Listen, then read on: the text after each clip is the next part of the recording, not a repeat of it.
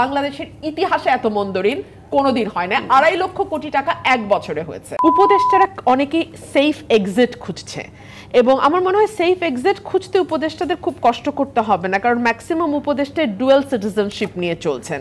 So তাদের একটা বড় অংশই দেশের বাইরে অটোমেটিক্যালি চলে যেতে পারবেন এবং শুধু দেশের বাইরে তো না, বিশ্বের শ্রেষ্ঠ দেশগুলোতেই তারা আবারও ফিরে যাবেন। সো এই জন্য তাদের খুব একটা এক্সিট রুট খুঁজতে খুব কষ্ট করতে হবে তেমনটিও না।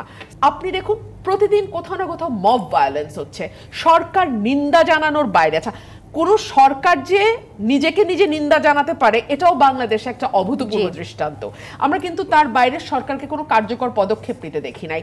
এখনই আপনার হেডলাইনে যাচ্ছিল 6,67,000 কোটি টাকা মন্দ ঋণ, বাংলাদেশের ইতিহাসে এত মন্দ ঋণ কোনোদিন হয় না। 2.5 লক্ষ কোটি টাকা এক বছরে হয়েছে।